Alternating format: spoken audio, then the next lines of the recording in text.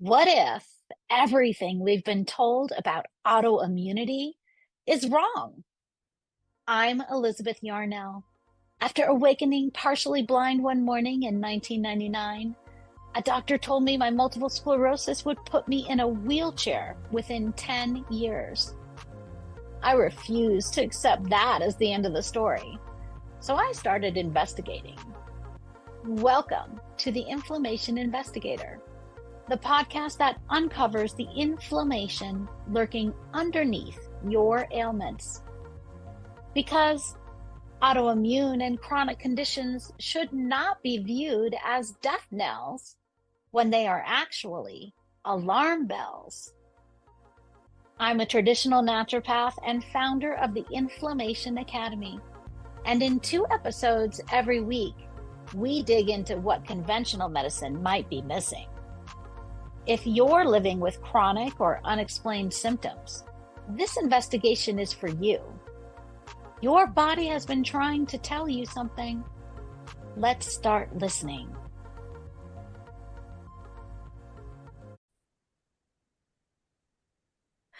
Hi, welcome back to the Inflammation Investigator. Today we're going to go off on a little bit of a different path, and we're going to talk about things like energy healing, shamanic work, and intuitive guidance. If these are things that might interest you, that maybe you've heard of, but you don't really understand how this could connect to inflammation and your inflammatory condition, then today's episode is going to be the one to listen to for you. Today, I have with me Sylvia Doneva. She is an energy healer, a shamanic practitioner, an intuitive guide, and founder of the Butterfly Alchemy. Her path into healing began through her personal experience as a mother, searching for answers and support for her ASD child, which led her to spend more than a decade exploring holistic, biomedical, and alternative approaches to health and healing. Along the way, that search became a journey for her own transformation. Sylvia trained in core shamanism through the Foundation for Shamanic studies in clairvoyant and energy work through Psychic Horizons Center in Boulder, Colorado. Today, she helps others reconnect with themselves, understand the deeper energetic and emotional patterns influencing their lives, and access their own inner wisdom. So, Sylvia, welcome to the pod. Thank you, Elizabeth. Very honored to be here with you today. Thank you for having me. Well, as I said, I am excited to dig into this with you because this is something I have been very interested in. I'm going to say since my early 20s. So 30 years I've been thinking about these things and looking into them. And it's very, very difficult to find valid information about things that are outside of conventional Western medicine when it comes to healing modalities that might be beyond pharmaceuticals and surgeries. So this is a very interesting topic for me. Let's start off with, how did you get here? Oh, it's a long story. It was a long path. I ended up here by a series of failures, really. I mean, as you mentioned, I started a health journey with my younger son, who was diagnosed with autism when he was 2 years old. And at the time, conventional medicine just told us, there's nothing you can do about it. They actually printed out, I think, 20, 30 pages reports, basically saying that by the time he's 8, we should be emotionally ready for us to institutionalize him because he's that severe, and we would reach a point where we won't be able to take care of him. So that was something that it kind of hits you. It kind of hits you big time. And at that time, I was not aware of energy or anything like that. I was very, analytical person. I was in an engineer by trade, very science oriented and all that. And For the first year, probably I just grieved. I grieved my child when he was still with me. Like, just, I didn't know what else to do. They painted such a gloom picture for us.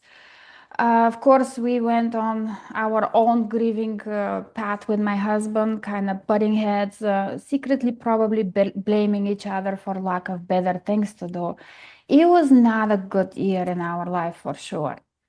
About a year later, we were sitting just one evening after dinner, we were sitting outside and watching YouTube. Something came up on YouTube, and we saw this lady who was talking about biomedical interventions. And we were looking at her, and she was explaining like B12 shots and diet and this and that, and like millions of things. And we looked at that with my husband and we were like, oh my goodness, is that even possible? But at the same time, do we even want to do it?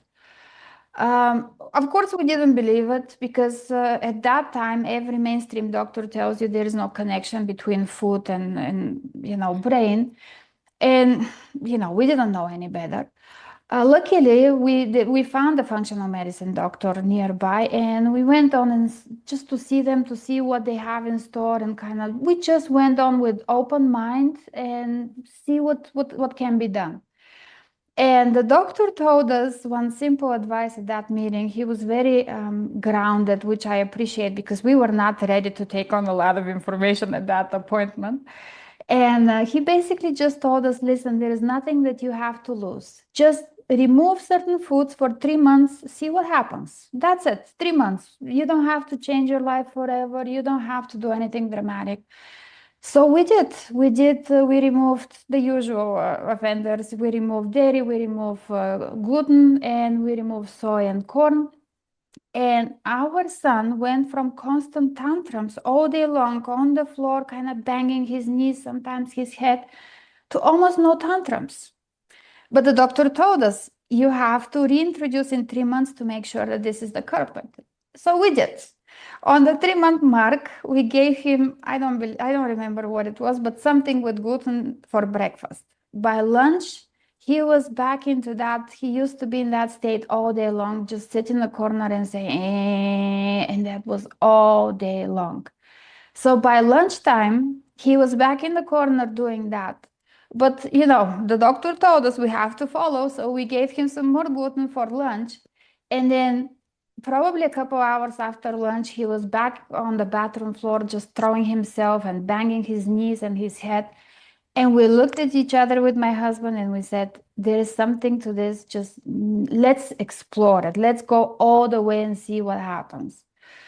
So we went. We went all the way, really. I mean, you know about inflammation. I don't have to tell you what happens. Autism is just brain on fire. Brain inflammation Right. is just another Right. type of inflammation. And yeah, unfortunately, with autism, this is my personal opinion. I'm not a medical professional, but with autism, I believe that there is inflammation all throughout the body. Many systems are not working as they should. So it's not easy to optimize them to create that balance in the body back. So we spent years and years, and we started seeing progress with a lot of the interventions that we did. So, being the engineer that I was at the time, I put myself a deadline. I'm going to recover my son. And I even had by this age, by age 7, I believe it was. It's not, I believe, I remember. It was by 5, hopefully, by 7 for sure. So, by 7 was my last deadline. And I had that analytical mindset, and I went on researching and reading and studying and doing whatever not. And I did anything and everything in my power and then some, and I failed. So that failure put me down on my knees because that's when I realized that from my perspective, there are powers that are bigger than me. There are things that are outside of my abilities, and I need to just quiet down myself and listen to what is there to come. So this is how I arrived at energy work. And I'm not saying that biomedical doesn't work. We still take supplements. We're still on extremely healthy lifestyle. Everything cleaning is organic, and I don't even have Wi-Fi in my house. So we do lifestyle changes that we implemented. We still keep at it. I believe that nurturing the body is a way of honoring that incarnation, honoring that body. But as a caregiver, I needed to go further. So going into energy work was for me. It was not for my son. It's for me um, to understand that life is bigger than what we are presented with, and to kind of be able to allow myself to reconnect back with myself and just find purpose in the things that I'm given instead of searching for exactly what it should be and what it has to be and all that. And personally, for me, that was absolutely the turning point. I mean, I've been through some rough patches in my life, and ever since I did that peace with myself, I have been living my best life yet. I've always say that every day is my best life yet, because it's not about what you're given, it's about how do you go about understanding and like accepting what you're being given. Yeah. Whew, okay, there's so much to dig into here. Okay, so your son was autistic He still is. and He still is. he still is. Okay. But you changed his diet and you saw some dramatic effects. Then how did the energy healing come into play with him? With him, the first time, well, with him first, I went the biomedical route, right? And we did have some progress. I'm not gonna lie. Again, we still follow some of those protocols. It's just I saw its limitations. I saw that it's not, there's nothing wrong with dealing with the body, but the body modalities only address the body. And we are a body, a mind, soul, spirit. So we are more than just the body. With him, I started seeing the limitations, so I had to go outside of the physical. The first modality that I went to was homeopathy. I actually went on studying homeopathy for a couple of years. It was one that was my entry point to energy medicine. I Hmm. ended up not practicing. I practiced just for my family. I actually still use an outside homeopath for my son. It's good to have an extra set of eyes. But that was my entry point to energy medicine. I could not understand at that point that how come you're giving a substance that doesn't have a molecule of the original substance, and you see the difference in your child. Like I remember I gave my son a remedy, and he went crazy. Like he tore away all his clothes. He was maybe 5 at the time, so he tore away his clothes. He was running out around naked, like his body was on fire. It was crazy. Like you could see all that coming out of him. And then in the morning, he woke up, and for the first time in his life, he said hungry. So it was magical. It was absolutely miraculous to see things like that. And homeopathy still had at least a little physical substance that you can kind of believe in. But I saw at that point that he needs me to go further, not just at the physical. He needed, like, I believe that he has a spiritual path here, that he chose that life, and he brought, like, really, he brings with him the ability to teach people unconditional love, which is amazing and wonderful. And yeah, it is. It's just it doesn't help my guilt as a mother, though. Well, is there anything that can help mother's guilt? I don't know. Well, that's why I do what I do, because I found a way to help myself. And at that point, I wanted to start giving back. I actually am more oriented towards the caregivers than to the children. Of course, I can do a healing on a child, but we are all a spirit in a body. We all have our own autonomy. So we Mhm. decide what to take in and what to leave. Meaning that even if I do a healing on you, your spirit can say, I don't want it right now. And you are not going to take it. You're just not going to take anything out of that. So it is not up to me to decide what you need. You know, just you need to connect with that higher part of you that knows better than you. So that's why I actually am more oriented towards the caregivers because they're so burned out and so forgotten that they even exist. And it is detrimental because when I like this quote a lot, and it's absolutely the story of my life. When the mother heals, the whole family follows. It is something very, very um, maybe not intuitive at the beginning because we think that we are each an equal unit and whatnot, but it's not like that. I feel that mothers are the center, the heart of the family unit. And when a mother heals, she's just bringing that energy about her that everyone else feeds on. So, I don't, uh, since I am like the way I am now, happy, content, peaceful, my son is doing better and better and better every day. And I don't necessarily have to do specific, okay, we're going to sit down now and we're going to do an hour of healing with you. I don't even have to do that. Like he gets it just by being around because, we connect with the energy that is around us and then we vibrate at the same energy.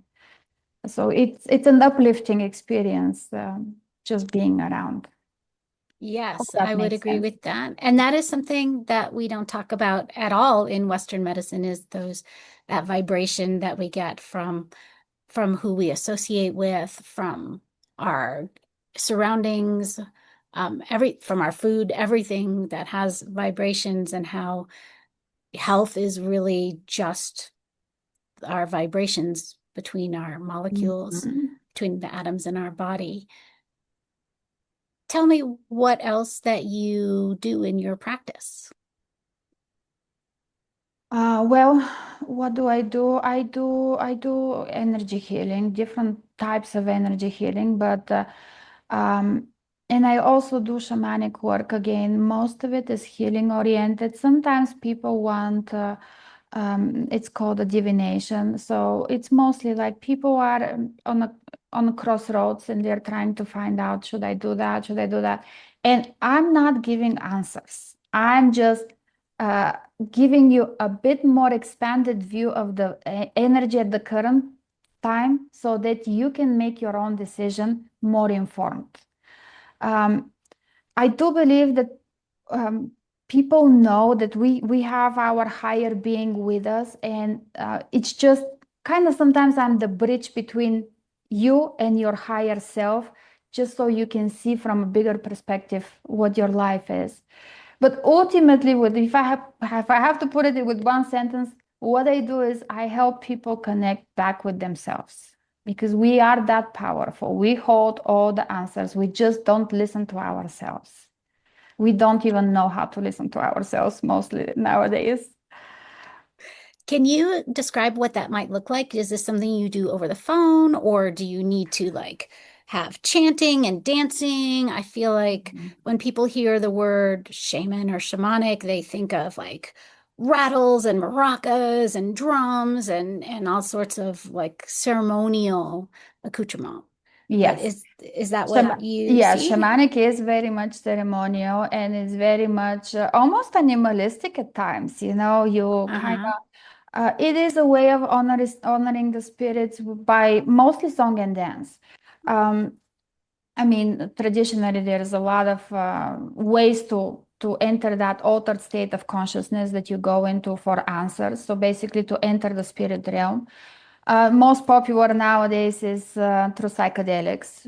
Of course, that's one way. Uh, you know, Probably we've all had our own share of psychedelic experiences nowadays, but um, the way that I practice core shamanism is by sonic driving. So it's just I am able to enter altered states of consciousness just by either a rhythmical drum beat or a rattle beat. But yes, there is a lot in the session. There is a lot of drumming, rattling. There is oftentimes songs that are being given to spirit to bring back to the person, and as silly as it sounds, we all need to go back to our roots, and these are our roots. I mean, our ancestors survived and thrived because of that, because they had that connection and that wisdom that they could connect to and ask for guidance, for answers. And it's incredible. Sometimes you can see incredible things happen within the course of the session. It's just magical, but you don't know. Nobody knows. You know, we ask spirit, and whatever your spirit guides or your power animals or whatever it is, whatever they have for you, whatever your soul desires is what's going to happen. It's just we are unlocking that possibility, that potential for you. Can Um, you share any stories of clients who've experienced transformation through this? yes, sure. Well, let me share my story first because Okay. that's as good as it gets. Yes. I had a shamanic session. I've never heard of that. There was something about it. First time when I heard the word shaman, I was like, I know about that. Like something very deep inside me woke. And I've never heard that word. I had no idea what it means. That was many, many years ago. And of course, I went on Googling and I saw that, oh, you have to be basically of the lineage to practice that. So I left it alone. I'm like, okay, that was a false alarm from my intuition. It wasn't real. But maybe a year or so came passed on, and then like that kept on coming to me. So I'm like, I really, and every time I would hear the word, like something very deep inside me would just scream, not like it was something requiring attention. So I had to explore it, and one way I explored it through I went on and got a session. And I had a session with this little old man. I think he was 82 years old, like tiny little man, and beautiful soul. And he just put me to lay down. Of course, he used his own ways of doing that. And he used a lot of copper and crystals to amplify the energy. And he's like, I'm going to touch certain points of your body. And if you hold things inside, you're going to feel pain. And walking into the session, I had no intention. I kind of just happened, but walking into it, I felt that huge grief that I'm not doing good enough, especially as a mother. I need to let go of that. I could not no longer kind of have the container for that. And I walked in, I laid out on that bed. And again, I'm saying he's 82 and tiny because you can imagine he cannot inflict physical pain. It's not possible. He touched my ankle, and that was the most excruciating pain I've ever felt in my life. I think the session was like 2 or 3 hours, something like that. Like I kept on going. He's like, you're done whenever you're done. And I feel like, so this is a little dramatic. I don't know how to explain to this day. My husband cannot comprehend it, let alone other people. But I literally died on his table. Like my soul went out of me. I died. And then I went back to that place of inception somewhere. There was just smoke and nothing. And I knew that that's the place where everything begins. And I kind of reweaved myself back into wholeness from that. It was absolutely amazing experience. And I walked out of that appointment. And shortly after I left my job, I was a software engineer. I mean, I worked in big companies, NASA, Microsoft, I was out there making good money and all that. And I left all that and I said, this is it. I have been called. I have to follow whatever happens. But it was so powerful. And whatever happened in that session, it just emptied the whole container to the point that I started seeing life from the viewpoint of a toddler. Everything was new, everything was interesting, everything was absolutely fascinated, and it was the most beautiful way to live from a single session, from a single session. So it depends on where you are at. The practitioner is just a facilitator, they all are. But when you're at that turning point, breaking point, really magic can happen within a matter of a couple of hours. Yeah. Yeah. That is a powerful story. So when you left his office, did your ankle still hurt? Oh, he went through a lot of pain. It wasn't just the ankle. Like he was touching my body. There was a lot of pain. I've given birth twice. One time without epidural.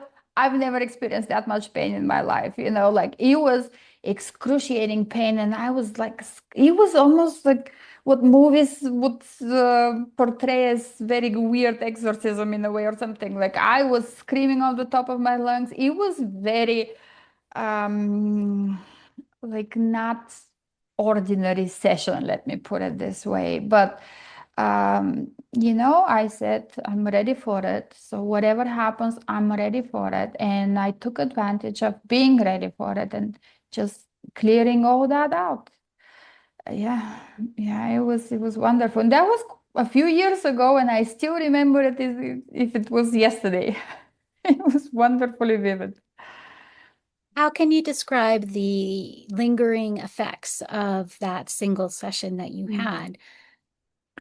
So sessions, I'm gonna expand not only to my experiences Yeah, now. yeah. Sometimes people feel different right away. Like basically, I don't know how to explain, almost like a switch was switched off of them. And it is because you went back to being somebody who you were before. It's nothing new. Usually we suffer because we lose parts of ourselves. Remember how we say, oh, I used to be fun. I used to be happy. I used to be adventurous. I used to. That's the key, I used to. So where is that part of us that is no longer? Much of energy healing is about reclaiming your power back. So, reclaiming those points of view that you've lost, that you've left different places. Shamans actually have a very specific modality for that. It's called soul retrieval, which is exactly that. Every time we suffer something, we leave parts of our soul at that place. So, it could be in childhood, it could be a trauma, it could be somebody yelling at you at the grocery store. It doesn't matter how big or how small. Every time we lose parts of ourselves. And usually that loss happens gradually. So it's not a one thing and you wake up and I'm different. But you do eventually wake up one day and you say, who am I? What am I doing here? Like, people are so lost. People, like, usually we reach certain point maybe around 40s, usually people 40s, 50s. It's called midlife crisis, but what really is people are lost. They're like, okay, I did the career thing, I did the house, the car, whatever that is. I raised kids. Now what? What's the point? What's the purpose? And that missing part of you is what actually creates the emptiness. So, what I help people do is reclaim back themselves. Sometimes it could be a big piece that we bring back, and it could be dramatic. It could be very much like, oh, I used to be calm, now I'm angry. And then we bring that piece, and now all of a sudden the person is calm again.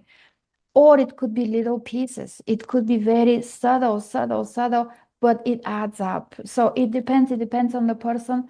Usually, I don't recommend back-to-back sessions, at least for a few weeks, because it takes time for everything to reintegrate. I mean, you're changing your life. You're not just having one healthy meal or something like that that is out of your system. Even food lingers for a while. I don't think it's out in 24 hours, but it takes a while. It takes a while, and everybody has their own speed. There is no recipe for that because we are unique. We forget about that. We are unique beings, and we have to honor that. Yes.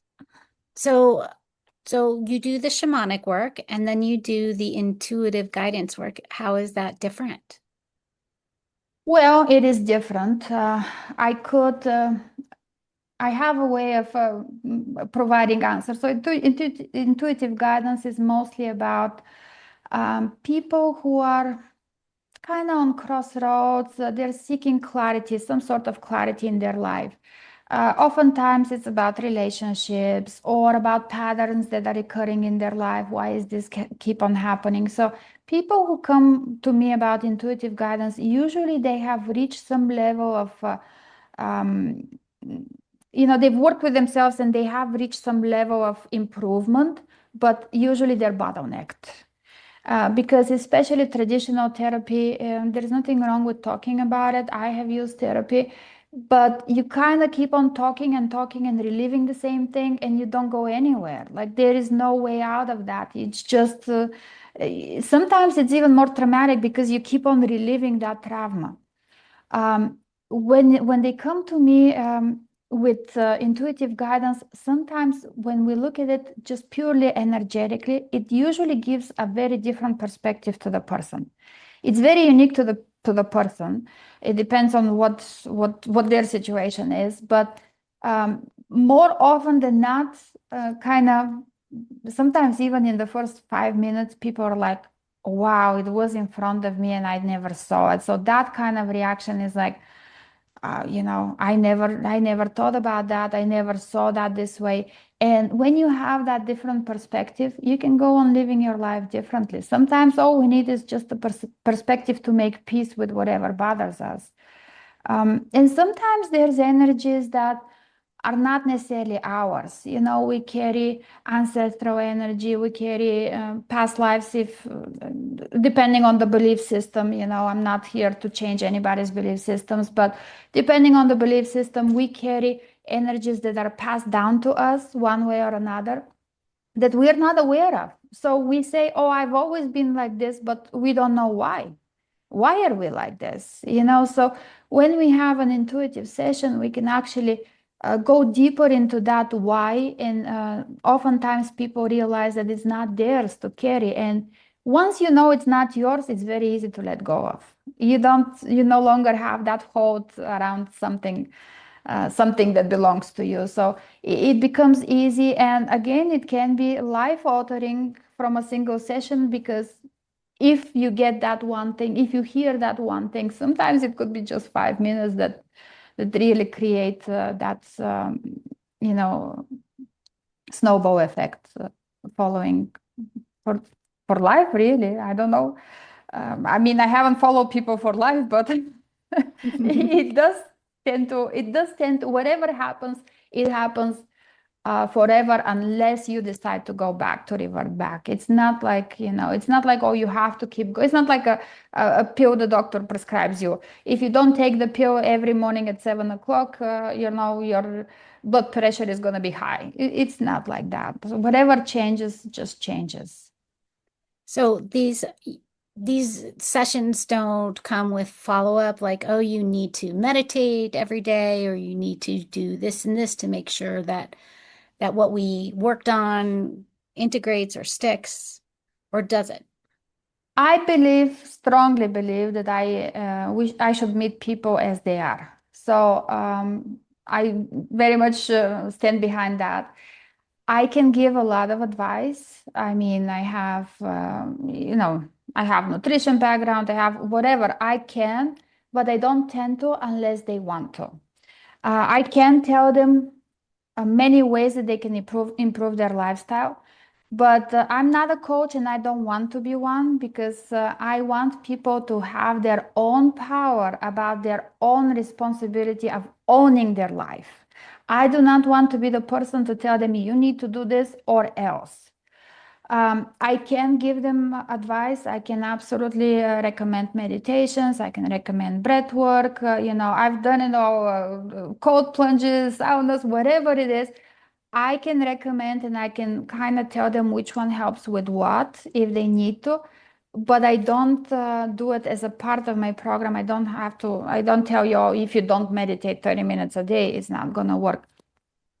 You can do whatever it is right for you at this time. And if you're interested in meditation, I can guide you to where to find good meditations to follow. But, we have to focus on improvement and not perfection, because if you're starting off with like eating 3 times a day McDonald's and just scrolling until 3 a.m. and whatever, uh, improving one thing can improve your life dramatically. Like even just putting your phone down 30 minutes before you go to sleep can improve your life. So I can give you the full script on how to live your life, but ultimately, if you do one thing that is right for you, your life is going to change. And then hopefully after that, you're ready for the next thing and for the next thing. But it depends on the person. So I don't necessarily push that, but I'm here to help if they need.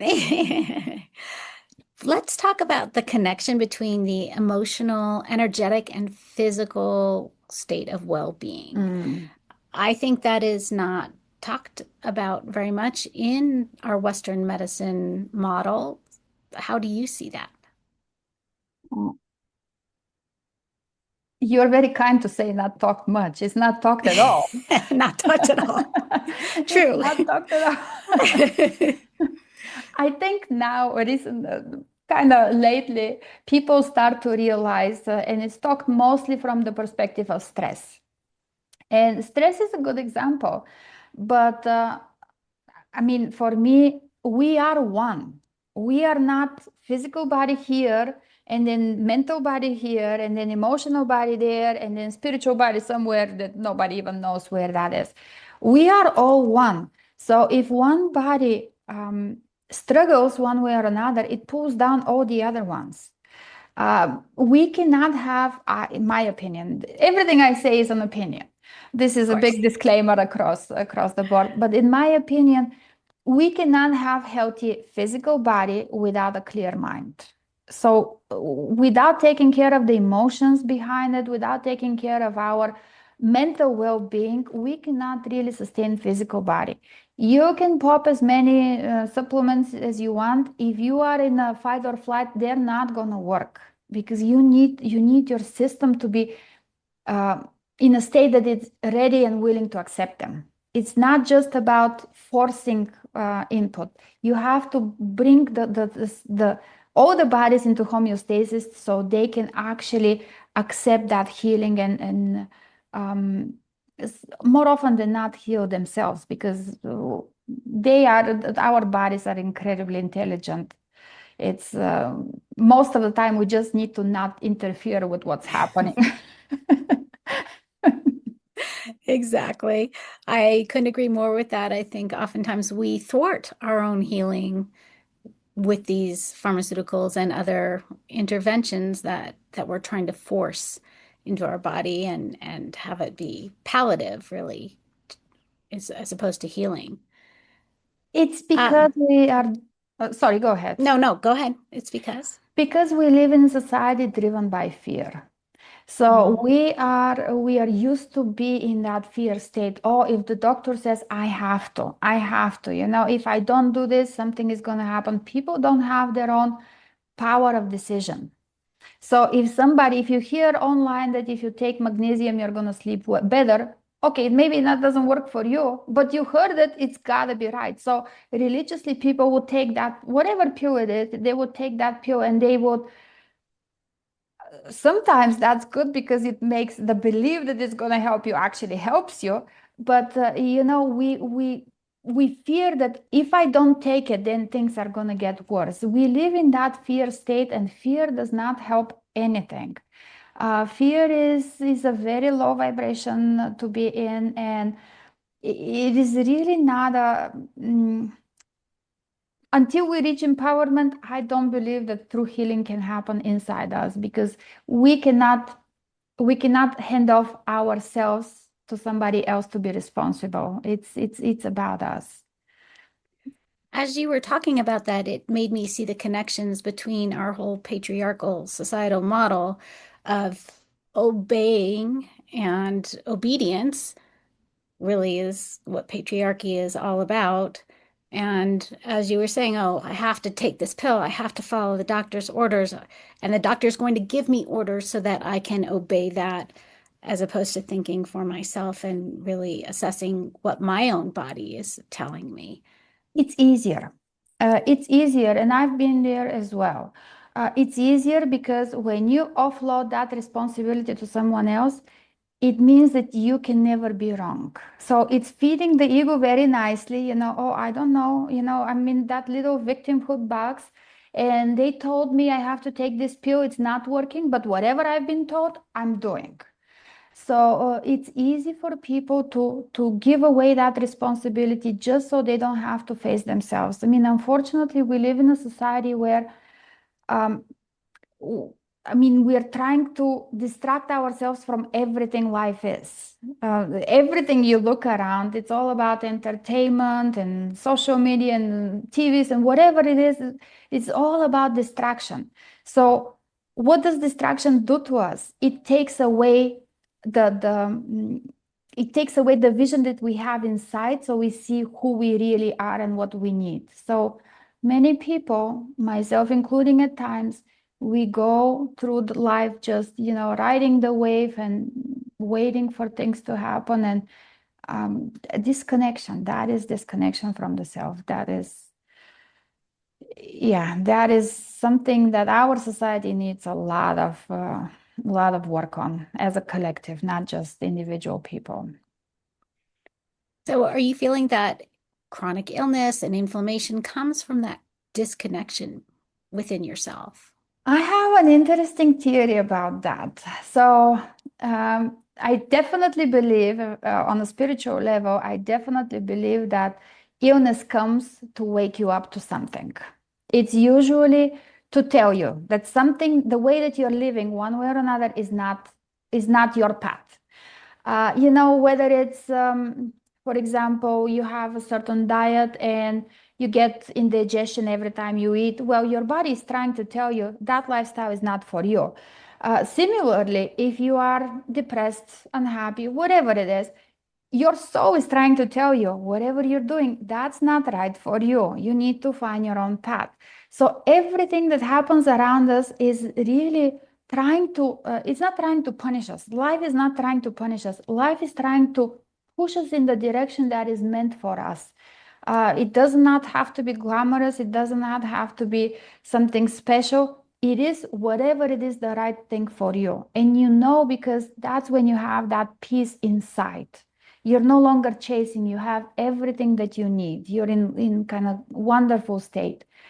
So I do believe that the rise of chronic illness as a whole, this is an interesting theory that I have a little out there, is a way to awaken the collective that we need to do different. We need to do different in terms of resources, in terms of how we live, like what humanity is and should be. So, in a way, spiritually, I see that rise in chronic illness. I mean, everybody is sick nowadays, unfortunately, as a wake-up call, not only to the individual person, but to the collective, that something needs to change dramatically. Yes. Oh, I feel that everywhere in our world right now that something needs to change dramatically, radically, because we are on the wrong path in such a frightening way. What kinds of people seek you out? Do you see any commonalities in your clients?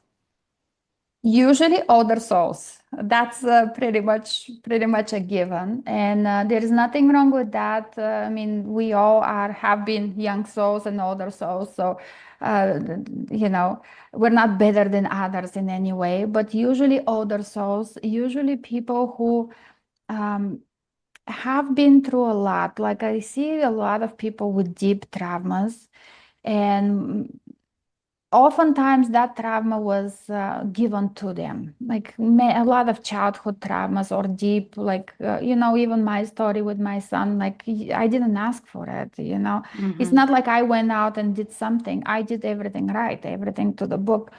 So a lot of people who are like similar stories in the sense that they have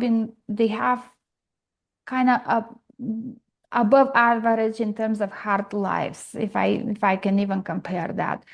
And those are people who are also ready to be who are empowered enough to ready to look within themselves for mistakes, for what to do different, for why is this happening. Like they're asking questions, but they're also ready for the answers. So I would say kind of very mm, elevated people who are ready really to take responsibility for doing for their actions one way or another, right or wrong. It doesn't matter. Yeah. Yeah. I want to circle back around to your son before we go into our wrap up. How is he doing now? How old is he now? My son is 12. He is, well, he's not in an institution, so there is a win. He is he's still autistic. I hate using that word. Usually I say with autism, but it doesn't matter. I'm above the labels at that point. He's still with autism. He has his own struggles. Um, Unfortunately, many of them. I mean, his body really kind of broke down big time. He was quite severe. And I do believe that we brought him up to where he is because of everything we did. I don't think it was in vain. Even though at the time I was only aiming for recovery, and I failed, but in reality, everything helped. Um, he is we did a lot of lifestyle changes. I mean, as of recent, we moved rural. We kind of moved in the middle of nowhere, and like there is no pollution, there is nothing. So because he is sensitive to all that. My husband built our house with his own hands to make sure there's no mold, and because we've been through all the health journeys there are out there. And my son, he's okay given the short straw that he was given in this life. I work with him a lot. I do a program with him, kind of homeschooling. So I work with him for 3, sometimes 4 hours a day, every day with him. We found this wonderful rural school that there's only 40 kids in the whole school that he's allowed to, not only allowed, but he's welcome to go for a couple of hours. I go in with him to school as well. So it's very involved with me, but he is progressing. He is happy, and that's all that matters. I mean, when I take him out on a walk to the desert, he is himself. He is allowed to be himself. He is allowed to just experience everything that life has to give. And I strongly believe that it's a journey. Our journey is not complete by any means with autism. It's a journey. Every day is sometimes it's a struggle, sometimes it's easier, but every day it is a progress. Every day is a step forward. So I think that for as long as we are moving forward, we're doing okay. And I believe that he is walking the path that he chose for himself before he come here. If you believe in that, I do. I'm not forcing it on anybody. How can people find you if they want to schedule their own sessions or learn more about energy work? Because there's not a lot of resources out there to learn about energy work. Yeah, I know, I know. It took me a while to get to that point. Yes, it's definitely not a mainstream thing. The easiest way to find me is through my website. It's thebutterflyalchemy.com. Um, I do have actually quite a few specials, kind of trying to give back to community because I believe that the more you put out there, the more it comes back to you. So it's just wonderful to see how when you put something, you just see it snowball from there. So I do have a kind of a giveaway that I do. Every week, I pull out an email from a database. People can sign up, and I do a free session for that person, whatever a session of their choice. And the idea behind that is really because, especially as caregivers, sometimes I know at our autism journey, we were pouring every single dollar we had into my son's recovery or helping him. And there were years that I could not even think about spending $20 on me, let alone 100 or whatever on session. So I wanted to give an option to people who probably need healing the most to have an option to potentially experience that one session without having to have the constraints and the guilt around finding the money with it. So I have that. I also, it's something very dear to my heart. I also do a woman's circle once a month. It is a very low cost investment. It's $11 a month. And we gather the first Thursday of the month. I believe it's 6:30 Arizona time. And I should know my own times, but I'm pretty sure it's 6:30. And it's a wonderful space for women to just connect and be. There is no judgment. There is no, we are all equal. It's a circle because we are all equal. There is no authority. There's no judgment. There's absolutely safe space. And there's different topics every month. I go through, the self-healing, validation is a big one. Intuition, we explore intuition, and just usually people, whatever the community kind of decides for the next topic, that's what we do. So it's a very open conversation. We do meditation and kind of looking inwards, and then we have time to reflect and just share. And I have something else, which is a extremely low entry point. I call it 3 for 33. And I designed this to be 3 mini sessions for $33. I know it's that low entry. But the idea behind that was like a quick session, just a quick 10-minute session. Sometimes when we are in such a fight mode, we need those only 10 minutes. Quick healing or a quick reading, it doesn't matter. Usually healing people prefer, but a quick healing can ground us and can change everything about that, sometimes even for the whole week, just for 10 minutes. So I wanted to give people something that they don't have to think about. Just let me schedule it. So, it's 3 for 33. It's cheaper than your Starbucks coffee, probably. And it gives you so much. It really gives you so much return on investment. I don't like using that, but you know what I'm saying. Like it can have such a big effect on your day-to-day life. And of course, I have my regular services, full services. They're all listed on the website. I also have for people who are really ready to kind of dive deep into that. I am just launching like a 3-day, 2-night, 3 days all-inclusive healing experience. So that is here on my property. I have two houses, so one of the houses is going to be for them. It is designed to be for couples. It's a quite immersive experience. So it is 3 days. You come in here and we do like I have some physical things. We do a ion cleanse session to kind of get you to prepare for that. We do a beamer um, post EMF session to just relax you before bed. And then the following day, I have one-on-one sessions with the people. So they have shamanic healing, they have intuitive guidance, like a soul reading later in the day, so they can really kind of go deep into their soul messages and path.